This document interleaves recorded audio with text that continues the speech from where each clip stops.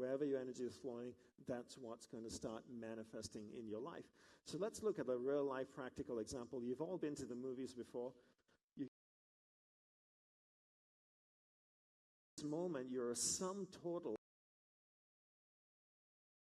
To create the most impact in your life is to work on yourself, right? Is to work on you. You have to understand that you are your greatest asset and your mind is your greatest tool. This is something that's really, really important to understand. Most of us here have businesses and you want to develop them and develop your lives. You have to understand that you are your greatest asset and your greatest tool is your mind. So one of the things I want to share with you today is how does your mind work? How can you learn to control your mind, harness it, and focus it towards what you want to create in your life? All the tools that I'm going to share with you today are completely useless unless you practice them. I wish I had a magic pill or mantra to give you, but unfortunately I don't. It comes down to two things. One is, how much do you practice these tools? And the second thing is, how badly do you want to create change in your life? How badly do you want to live a focused life? And ultimately, at the end of the day, number two is what prevents most people from getting where they want to be. Most people don't want something badly enough, and that's why they never get it in their life. They're not willing to sacrifice other things to pursue this one thing to attain what they want, right? So the law of practice states that it doesn't have the ability to discriminate between constructive and destructive patterns, meaning that whatever it is I practice, I'll end up becoming really good at.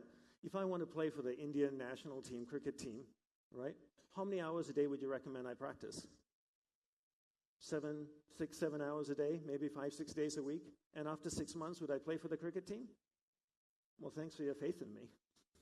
But I'd be better at cricket, right? And after a year practicing 6, 7 hours a day, 7 days a week, 6 days a week, I'd be really good at cricket. I may or may not play for the national team, but I'd be better at it. How many people practice distraction all day long? 6 hours a day, 10 hours a day, 12 hours a day. After 6 months, what would you be good at? Distraction. After a year, you'd be experts at distraction.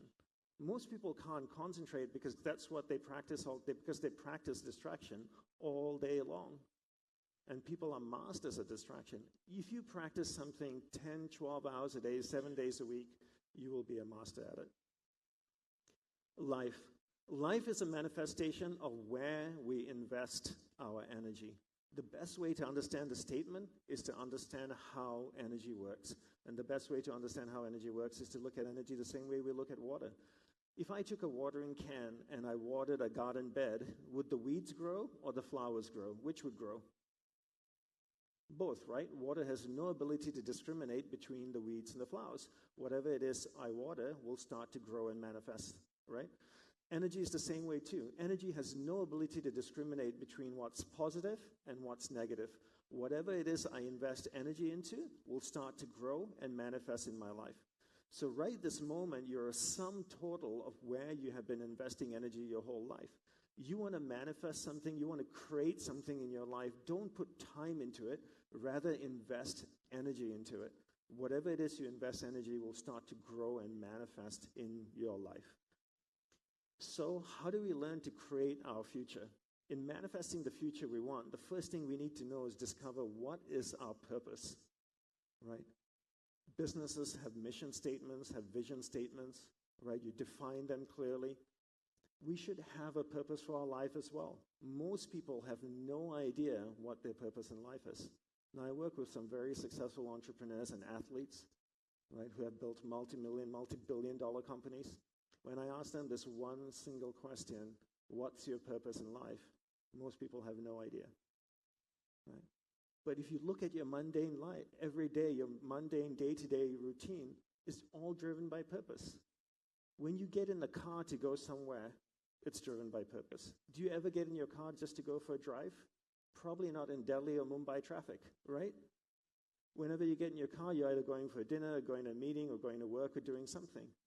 When you go to the bathroom, there's a purpose. You never get to the bathroom and go, I'm not sure why I'm here, right? Your whole day is driven by purpose, so why shouldn't life have a purpose, right? Your purpose in life then defines your priorities in life. And once you know what your priorities are, The next thing to develop is focus, which is what I want to share with you today, right? Because once you cultivate focus, you can learn to stay concentrated on your priorities, which are defined by your purpose, and then you can start creating the life that you want. Then the third step is simplify. We need to simplify our lives. I hear people say to me all the time, I'm so busy, we're going so fast, there's just too many things going on.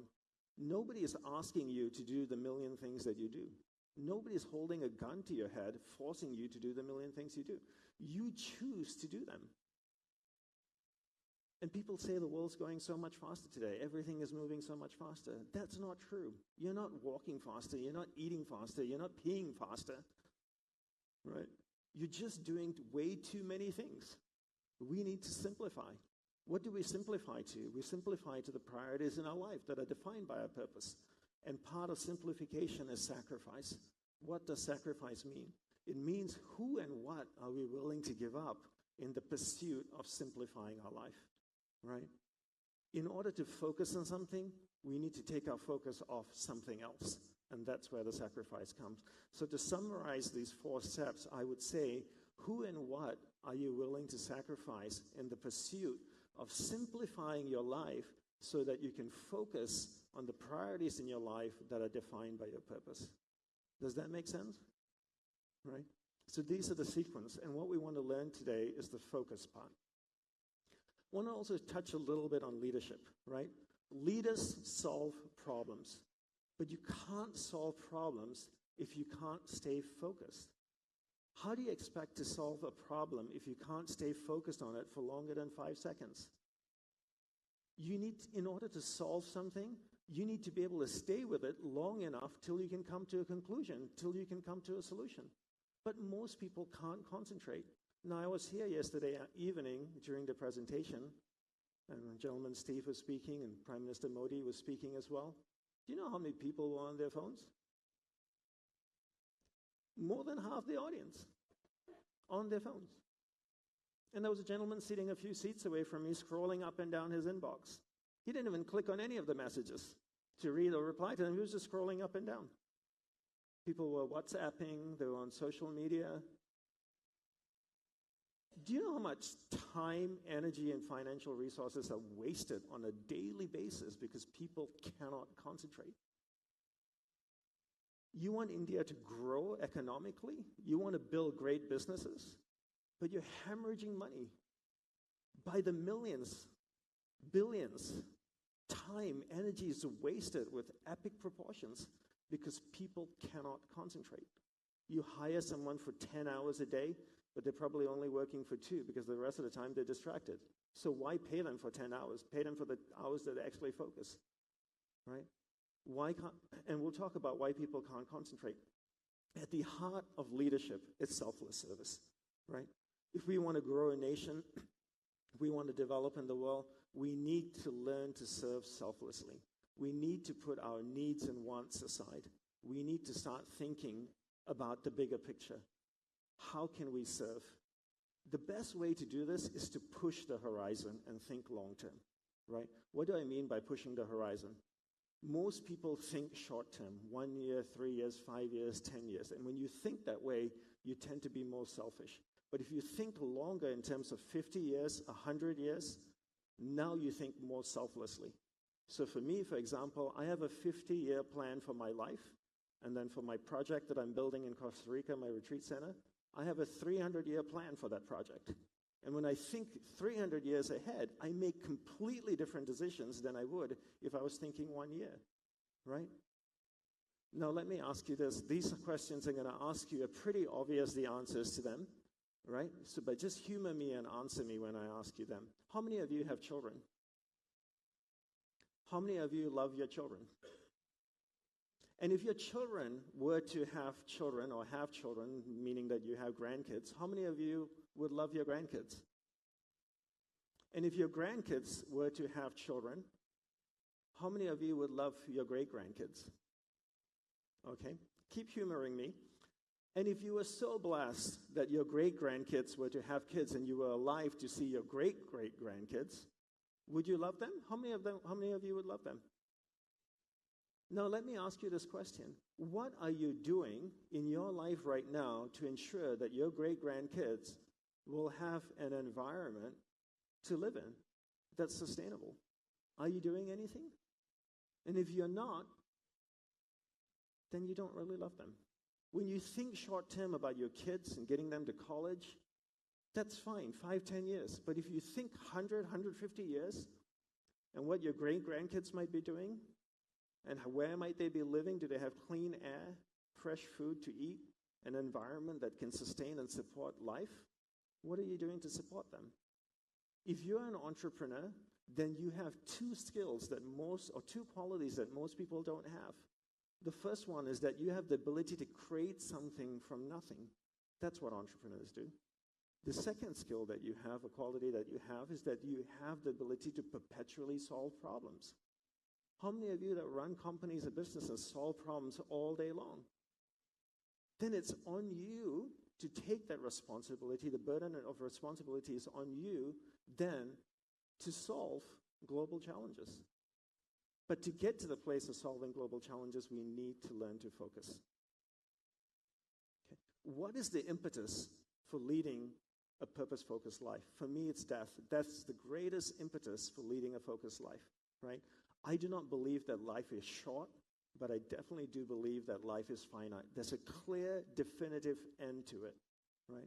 And once we realize that our time on this planet is not short, but finite, we make very, very different decisions.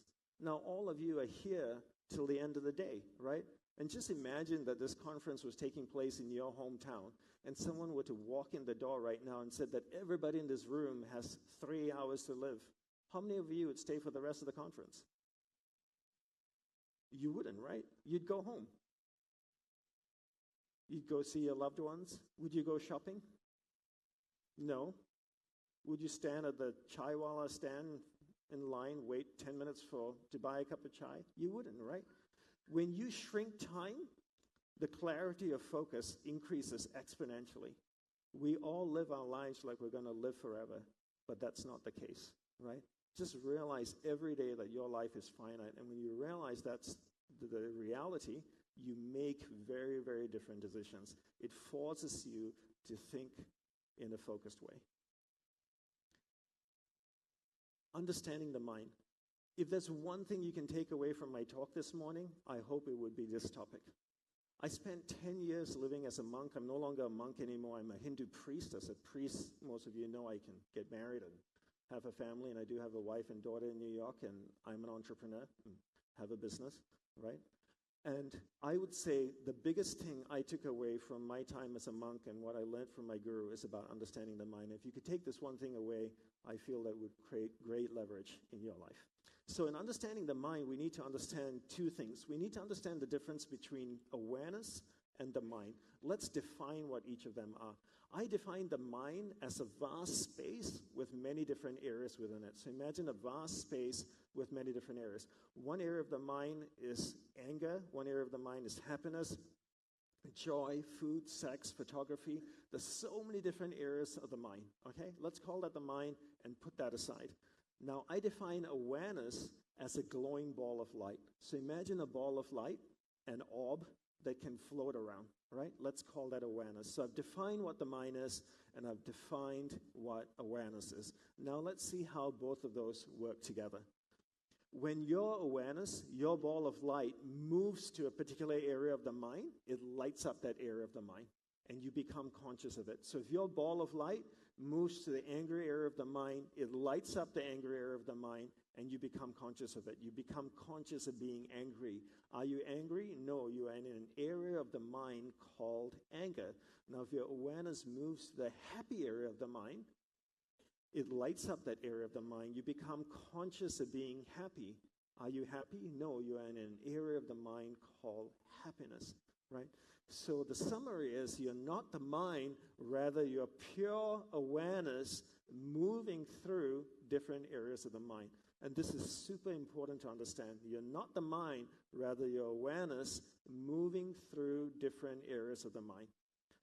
And by developing your willpower, by using your willpower and your powers of concentration, you can take your awareness to any area of the mind that you want to go to. And here's the most important part. Where your awareness goes, that's where your energy is flowing to, right? We talked earlier, if you want to manifest something in your life, put energy into it. How do you put energy into it? You move your awareness there, because when your awareness goes there, that's where your energy is flowing. And wherever your energy is flowing, that's what's going to start manifesting in your life. So let's look at a real-life practical example. You've all been to the movies before. Your friend invites you to go. So you get dressed up, you go to the movies, you're chatting with your friend about yesterday's cricket game. The lights go dim. For the next hour or 2 hours, you know that producer or director can take your awareness from one area of the mind to another. Your awareness can go from a happy area to an angry area to a sad area to a joyful area of the mind, depending on what the producer or director wants to take your awareness to, right? Because you paid them that amount of money to go and have that experience. But if you look at your average day, this happens all day long. All day long, we allow someone or something to dictate where awareness goes. You wake up in the morning, you see your family, your awareness is in the happy area of the mind. You get in the car, you're driving to work, maybe someone nearly cuts you off the freeway, awareness goes to an unhappy area of the mind. You get to your workplace, someone comes up to you and says, forget to order the propellers for my new car helicopter that we're building, so we're not going to be able to finish the project on time. Awareness goes to a frustrated area of the mind, right? Now you sit down at your desk and the phone rings and someone says, hey, we want to order 20 car helicopters. Now awareness goes to an excited area of the mind. All day long, someone or something is dictating where your awareness is going. So who's in charge of you? You or your environment? Who's in charge? Your environment. What is the goal? The goal is not to control your mind, but rather to control where your awareness is going within your mind. Does that make sense? So let's do a practical exercise to see if this actually works. So for this, I need all of you to sit up straight. Keep your spine straight. Keep your feet firmly planted on the ground. It's not a meditation. It's a guided awareness exercise, okay? So I need you to close your eyes. Take a slow, deep breath in and slowly exhale. Take another slow, deep breath in and slowly exhale. Your eyes are closed. I want you to become conscious of this room. Can you feel the seat you're sitting on? The temperature of the room, is it warm? Is it cold? The clicking of the photographer's cameras. Now I want you to become conscious of the most recent wedding that you attended. Do you remember whose wedding it was? Do you remember what you wore to the wedding? Do you remember what the bride wore? Try and think as much detail as you can about the wedding.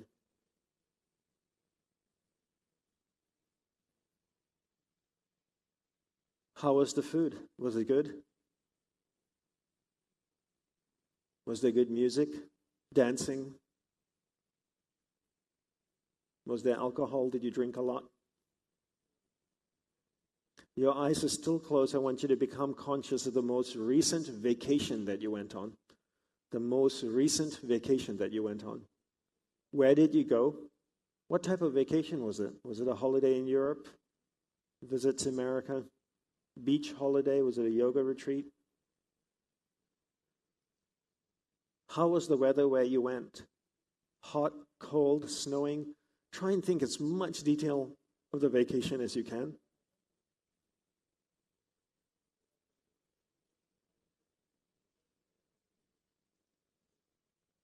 Did you buy anything? Was there a hotel that you stayed in that you really liked?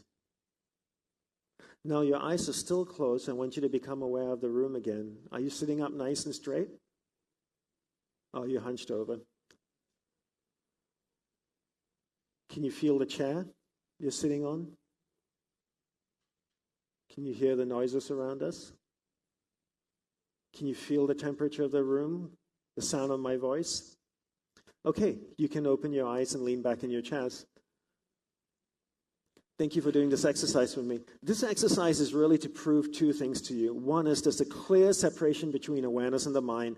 And second, You can take your awareness and move it to any area of the mind you want to go to, right? And you allowed me to do that. I kept your awareness in this room, and then I took your awareness from this room to the wedding, and I don't know how well all of you can concentrate, so I kept you there by perpetually asking you questions about the wedding.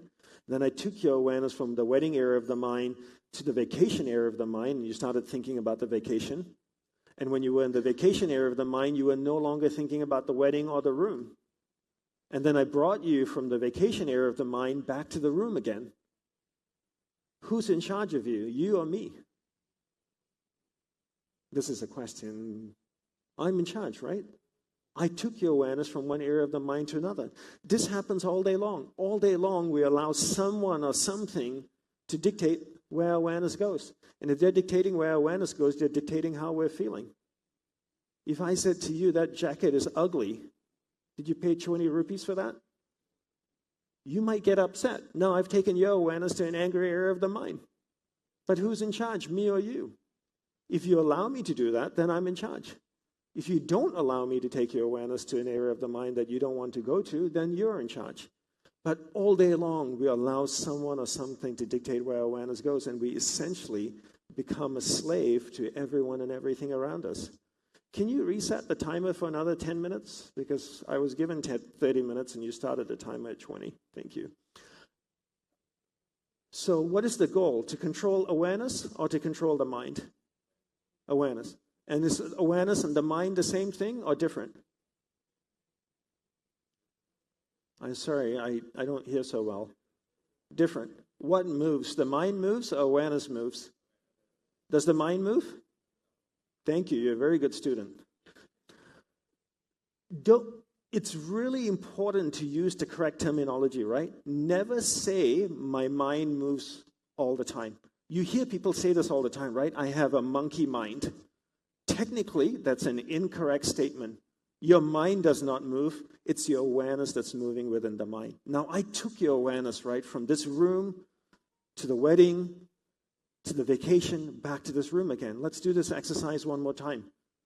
Do you remember your very first kiss? Now, I know we're all Asians here. This is probably going to embarrass a lot of you. But you're not monks, so you definitely kissed somebody if you had children. Do you remember your first kiss? That elderly gentleman is nodding his head. Thank you. He said he does remember it. Was it a weird experience? Was it strange? Was it unusual? He's smiling, so it must have been good. Do you remember where it took place? Do you remember his or her name? Okay, a lot of people are smiling, so it was a good experience. Even the general is smiling, so that's nice. Do you remember the first time someone you loved died? Someone that was really dear to your heart. Do you remember being told about that death? Do you remember how you felt when you heard the news? Even though you were expecting that they would be dying sometime soon, but when you heard it, do you remember how you felt? Did you have the privilege to be next to the body and say one final goodbye? I know I did not. First night is always difficult, right? Knowing that you never see this person again, never be in their presence. Isn't it fascinating? In the space of 2 minutes, I can take this whole room from smiling to now people are sad and some of you have tears in your eyes. Shall I take your awareness to an angry area of the mind that you all get so upset with me you'll walk out of the door? Shall we do that? Who's in charge, me or you? Yeah? This happens all day long, right? All day long, someone is dictating where our awareness goes and therefore dictating how we're feeling. They can make you sad, they can make you cry, they can make you happy, they can make you infuriated. Only if you allow them to control your awareness. Your goal is to control your awareness, not your mind, okay? How do we do that? We learn to concentrate. Let's define what concentration is. I define concentration as my ability to keep my awareness on one thing for an extended period of time. So if I could keep my awareness in general, I'm concentrated. If it drifts away and it goes to this gentleman, I'm getting distracted. My goal is to bring my awareness, my ball of light, back to the general again. And my ability to keep my awareness on him is my ability to concentrate. Most people can't concentrate for two reasons. One is they've never been taught to concentrate, and second is they never practice concentration. How many of you, when you were growing up here, had formal classes in school every single day on concentration, the same way you had classes on math, science, geography for an hour each day? Anybody? I travel around the world and I ask this one question and nobody ever puts their hands up. How many of you, when you were growing up, were told to concentrate? Right? You were told to concentrate, but never taught how to concentrate. How many of you have kids? How many of you have told your kids to focus or concentrate? Isn't that fascinating? You don't teach them how to do it. You just look at your child and say, can you just concentrate for a second? It's like, yes, I would love to do that if you showed me how to. How many of you have teams? How many of you have told your teams and your businesses to focus?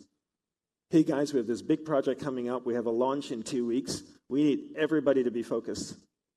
Awesome. Do you want to show me how to do it? You can't tell someone to do something and expect them to do it if you never taught them how to do it. So, what are the benefits of concentration? One of the greatest benefits of concentration is giving someone your undivided attention. It's one of the highest forms of love and respect. You are telling them that you value their life. Their life is finite, and when you can spend half an hour with a person and give them your undivided attention, you're showing them that you value their life, right? Give people your undivided attention. Another benefit of concentration is the power of observation. Prolonged states of concentration results in observation. What is observation? In monk language, we call it the mountaintop perspective. You've all watched a live sports game before. You're watching a soccer game, a football game. The guy's running down the field with the football. Everybody in the room saying, pass it to him, pass it to him. He passes it to someone else. What is the reaction in the room? Ah, right? You idiot. How much is the idiot getting paid? $20 million a year before endorsements? Why all of a sudden he's the idiot and you're the genius? Because it's a matter of perspective, right? You're watching the game from the top of the stadium. You see the big picture and therefore can make better decisions. He's on the field. He can only see in front of him. That's observation. You could say that awareness, your ball of light, is so high in your mind, you get to see the big picture and therefore make better decisions. Now, as a leader, wouldn't you want to be more observant so that you can see opportunities in front of you, you can see pitfalls in front of you? Observation is a direct byproduct of prolonged states of concentration. You cannot concentrate, you cannot be observant. You want to scale your ability to be observant and see opportunities and take advantage of those things? Learn to concentrate. How do we concentrate? We practice doing one thing at a time and integrate this practice into your average day. Look at the best way to become really good at something is to look at your average day and look at all what I call the non-negotiable reoccurring events. What are the things that reoccur every day in your life that are non-negotiable? How many of you are married here? Every day you speak with your spouse, right? In an average day, you might spend half an hour, maybe 2 hours speaking with your spouse. That's non-negotiable. Is that true? Right? So every time you speak with your spouse, give your spouse your undivided attention. If you speak to your spouse for 90 minutes a day, that's 90 minutes of practice and concentration. What will you be good at after 6 months? Concentration. If you're running a team, if there's someone in your company that you need to speak with every day, your general manager or whoever it may be, then every time that person comes into your room or every time you speak with that person, give that person your undivided attention. Now, if you speak to your GM, maybe half an hour a day or 45 minutes a day, that's 45 minutes of practice and concentration. Now, you've got 45 minutes with speaking with your GM. You've got 90 minutes with speaking with your spouse. Now you're up to what? 2 hours, 15 minutes of practice and concentration each day. After 6 months, you're getting really good at concentration. After a year, you're becoming extremely good at concentration. You become more efficient. You become more productive. You get to enjoy and value all the experiences that you have in your life. Every conversation, everything, every holiday becomes more meaningful because you can be present. How do you be present? By being concentrated. Now, people talk about being in the moment, being present, but they never tell you how to do it. To be present, to be in the moment, is the ability to be concentrated, to keep your awareness on what or whom you are engaged with. And when you can do that, you can be present. And when you can be present, you can experience life to the fullest. Then, one day on your deathbed, you can look back and say, I had an amazing life.